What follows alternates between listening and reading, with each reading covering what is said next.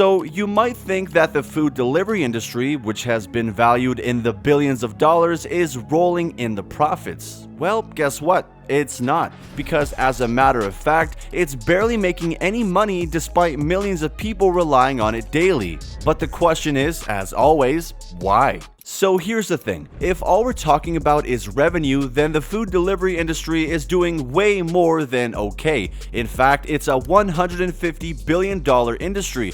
But like any other business, food delivery companies have things to pay for, which helps them stay active, and it's these costs that eat away at the revenues. However, it might not always be the cost that you might expect. Before we get the complete picture why they lose so much money, let's first get into how these delivery companies actually make money. Delivery companies charge restaurants approximately 30% per delivery as a standard commission. This 30% is basically the company's fee for the work they do. But the company also has to spend money on things like advertising and paying their workers and drivers. So even though they make some money from each order, they have to spend a lot of it too.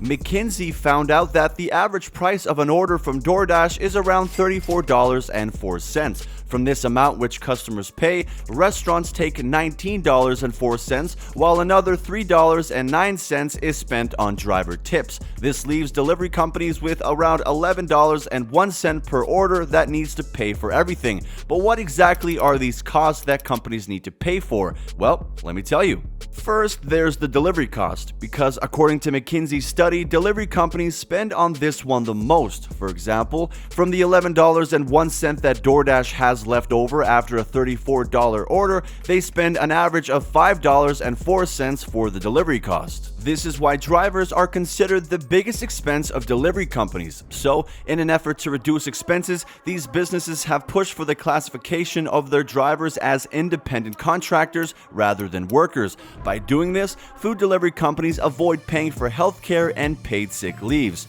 Of course they don't. But here's the catch. Even without these additional costs, the amount they pay their drivers often falls short of what customers pay for delivery fees. And according to Uber's earnings report for the third quarter of 2020, payments to drivers have typically been higher than revenues for customer deliveries. After delivery costs, there's marketing expenses, and McKinsey reports that an average of $2.08 is shaved off of the $11.01 that DoorDash has left per order. In general, delivery companies spend a lot to promote their services and gain customers. But aside from marketing in general, they have another way to hook in more loyal customers: the good old discounts and promos like lower delivery fees. But here's the problem though. Delivery companies basically offer the same thing. As a customer, you're probably going to swipe and look for which delivery service has a better deal, right? So why would you choose DoorDash if Uber Eats has a better deal? And in this case, of course, you'd go for Uber Eats. Low delivery fees is just one of the simple strategies they use to get more customers. However, this next strategy is a much more clever way on how they try to improve their profits. They try to use loyalty programs. Food delivery companies are always on the lookout for new ways to boost their profits, and loyalty programs seems to be the answer. DoorDash, for instance, introduced Dash Pass in 2018, a loyalty program that has been gaining immense popularity ever since. And by paying a monthly fee of $9.99, Dash Pass subscribers can enjoy unlimited food deliveries from a variety of restaurants. This program has proven to be a big hit, with over 10 million customers signing up for it already. So could this be the way to make these delivery companies profitable? Of course it's not. It's never that easy. With the unlimited deliveries that came with the subscription, it means that they'll bring food or other things as many times as you want for a fixed price that you pay every month. But if too many people sign up for this, delivery companies will have a hard time keeping up. They might not even have enough drivers to help them, so that would be a logistical nightmare. And even if they did have enough drivers, they have to hurry to make many deliveries, which can be dangerous for them and other people on the road. Loyalty programs for DoorDash's Dash Pass can be a real game changer for customers looking to save some cash on food deliveries. Then again, these loyalty programs will also run companies' profits straight into the ground. The cost of providing these kinds of perks can add up, and if the company can't find other ways to make up for these costs through increased sales or reduce expenses elsewhere, their earnings are going to take a massive hit. Ultimately, introducing promos and spending on marketing to gain more customers isn't as effective as it intended to be. I mean, just look at DoorDash. In the third quarter of 2022, the company spent a crazy $446 million on marketing, which was 35% of their revenue. Now, that is obviously a big chunk of the revenue that just went to ads, but I can still understand since they need to win market share and they're still fairly new. But even at that, if you compare it with other companies, around 10% is normal for marketing. But you know what's even worse than that? In the first quarter of 2019, DoorDash actually spent 101% of their revenue on marketing. So not only did they make absolutely no money that year, they even spent a little over what they made that quarter. And where they got that extra 1% to spend on marketing is really anyone's guess at this point. Probably from their own pockets or other beneficiaries. So now let's break down the numbers using DoorDash as an example. A $34.4 order leaves DoorDash with $11.01.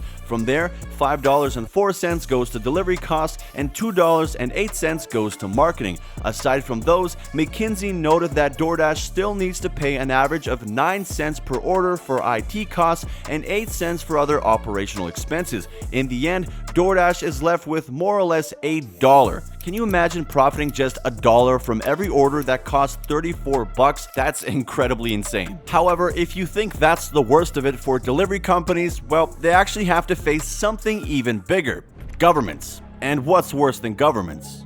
It seems that even local governments are making it difficult for delivery services to make a profit. When the companies realize that marketing, volume, or making the drivers independent contractors won't make them profitable, they thought, why don't we just increase our commission rates again? That would rake in more money, right? Well, that wasn't happening, as many cities around the US, for example, started to regulate and put caps on their fees during the COVID-19 pandemic. In 2021, cities like New York, San Francisco, and Seattle pledged to help small businesses by putting a limit on how much money the delivery companies can charge. As part of the ruling from their respective governments, they can only charge up to 15% for delivery costs and they can only spend 5% on advertising. This rule started in April of 2020 when everything closed because of the pandemic, but now it's there forever. This means that delivery companies can't charge too much money for bringing food to your door anymore.